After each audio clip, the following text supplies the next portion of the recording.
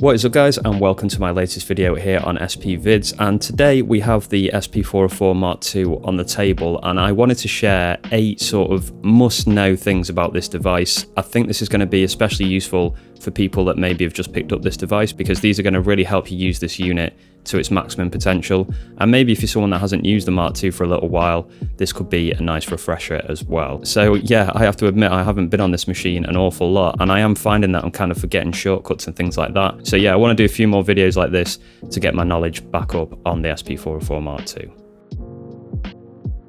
Okay, so the first thing that you really should know about this device is that you can customize the effects at the top here. Now, there is one downside, obviously, we can't change the text on them, so you do just kind of have to remember what you've set them to, but it is really useful, especially if you're someone that likes performing a lot on this device. It's kind of like having favorites too, so if you're someone that uses the same effects a lot, I think you'll find this really useful. So we go to Shift and 13, which is utility. We're going to be using the shortcut quite a few times in this video, so it's good to remember that one. Hold down Shift and 13, and then using the value wheel, I'm going to scroll across to EFX set. We'll click that, and then we're going to scroll all the way to the right with the right hand dial, and then one back to direct. Now you can see that filter and driver started flashing. That is DirectFX 1, and if you look at the screen, we've got 5 options: Direct 1 to Direct 5, or DirectFX 1 to 5, and we've got 1, 2, 3, 4, 5. You can't customize the MFX button because that's how we get to the MFX menu, but you can change the other 5. So let's say, for example, on delay, we've got sync delay here, but I want to change this and put a different delay on there. So all you have to do is scroll down to it, the value wheel, click the value wheel, and then you can choose from all the effects in the SP. So let's go ahead and change that to time control delay. There we go, that's a different delay. So we'll press the value wheel on that to confirm it. And then when we come out of here and press delay, you can see now that that is time control delay. So yeah, any of these 5 here, you can change to whatever you want. That's really useful if you have favorites when you're performing or making beats. Okay, number 2, this is a definite must know. This device has something called skipback, and what that does is it's always recording what's happening on the SP for a certain amount of time, and then it'll start again over and over and over. So if you play something and you really liked it, you can go into skipback, you can find that, and you can save it to a pad. It's a really useful thing. I don't actually use it too much, but I know a lot of people do. By default, that's only a certain amount of seconds, which I'll put on the screen because I can't remember off the top of my head. But you can actually kind of double the time of it to around about 40 seconds, I think it is. Again, I'll put that on the screen, and it's just an option in the settings. So we'll go to utility again, that Shift and 13 shortcut. We'll go to system this time and press the value wheel. And I'm going to scroll down until I see mark function. Now you can see that mine's already set to SPS long, which is skip back. Yours might be on SPS def like that, which means SPS default. That's the shorter time. So just make sure that's on the long one. That means you're making the most of that particular feature and you're going to get the full amount of time available. So yeah, definitely go into your options and check that that is on SPS long if you're a skip back user.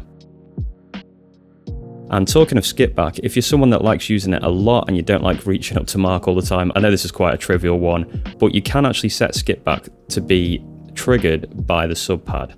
So by default, the sub pad actually triggers the last sample that you've played. It's called retrigger. So if I press pad 1 here, and then if I press sub pad, you can see it plays it again. There's loads of different ways you can use that creatively, but we're going to change it in this particular case. So we're going to go to Shift and Utility, System, and we'll go to sub pad mode, and you can see here mine's set to retrig, and I'm going to set that to skip back. So we'll press enter on that, we'll come out of that, and now if I press pad 1 and I go to sub pad, you can see it brings up skip back, and then we can make use of the full functionality of skip back in that area just like normal. So yeah, that's quite a trivial one, but it's quite nice to have it on the big pad at the bottom there, something that's easy to change as well. Just before we go any further guys, I do have an online shop which supports this channel. It's on spvids.com. I sell beat packs there and merchandise, and all the sales from that really help me to keep making videos like this. So if you could check out the links in the description, I would really appreciate that. Thank you to those of you that support me with your purchases. It really does go a long way. So yeah, if you could check out any of the links in the description, that would be really appreciated. Okay, moving on to number 4, you can set default MFX parameters so that when you press an MFX, it's going to have exactly what you want set up and ready to go. So let's go into filter and drive here. You can see my cutoff is 16,000. I've got resonance 0 and drive 0. If I go and set that to 50 on resonance and let's say 50 on drive as well, let's just do those two, and we'll do shift and mark, and you have to hold this for quite a long time. Now you should have seen there that something flashed up on the screen basically confirming that it's been saved. So if we come out of that now, if we reboot the machine or anything like that, if you go into your filter and drive, by default it will have those settings. So they're not actually what I want, so I'm going to go ahead and turn those down to 0 again, shift and mark again to save that. And that saved it again for me. Whenever I go into that effect, that will be the default that appears. It's really handy to apply these to all your favorite effects so that they're just ready to go as soon as you hit that button. Okay, another tip is keeping the MFX parameters on the screen. So if I hit filter and drive again as an example, watch how quickly this disappears. So that's not really any good when we're trying to look at an effect and understand what it's doing and we're trying to check out the parameters. So an easy way to get around this, if it's currently not showing it on the screen, go ahead and hold remain and then press the MFX button, and that will keep it on the screen now. Another way is if you just press the MFX button while the parameters are showing, hit remain, and that will keep it on the screen as well. That just makes it a lot easier when you're playing around with the parameters.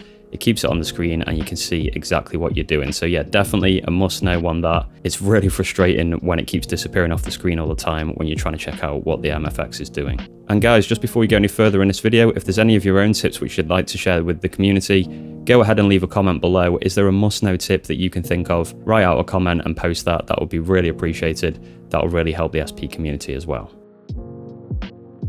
Okay, another feature which I really like, this is number 6. We're going to turn on 0 crosspoint when we're playing around with start and end points of samples.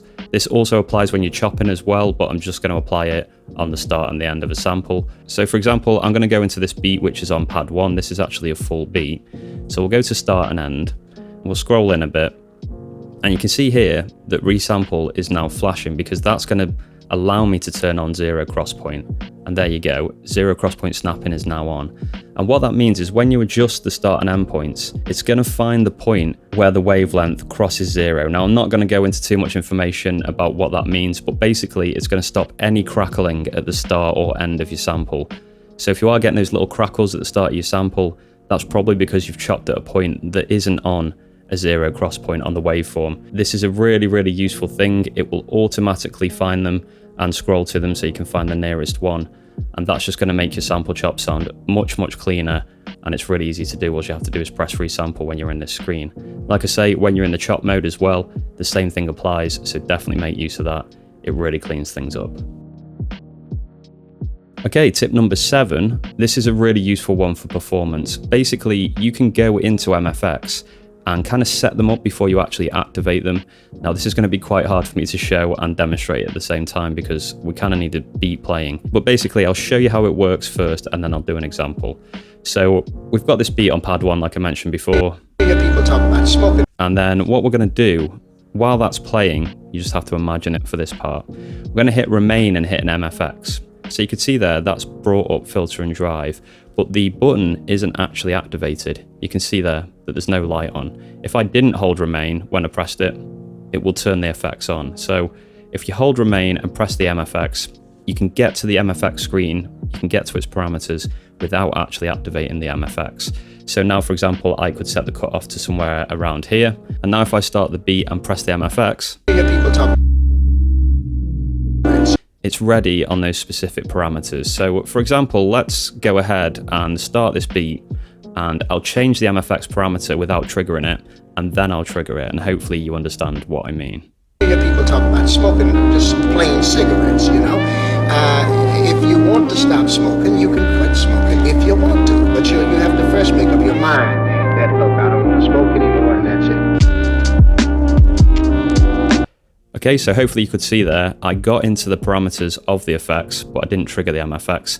And then when I wanted the MFX to happen, I pressed the button and it was ready on those parameters which I set. That's really, really useful when you're performing. Basically, before you go into any MFX, you can check what the parameters are going to be. I always tend to do that.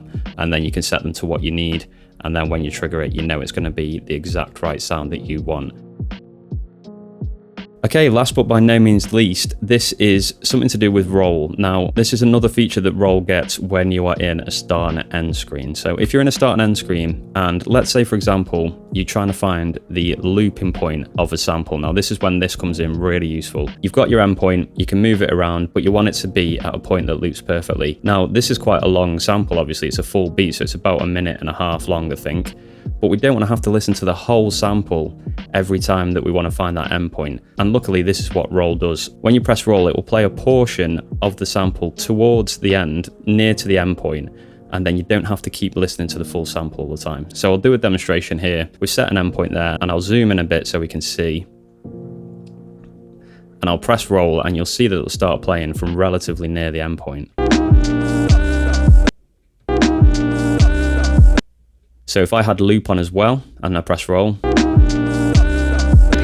so you can hear that's not quite right for a loop. So I'm going to go ahead and adjust this a bit.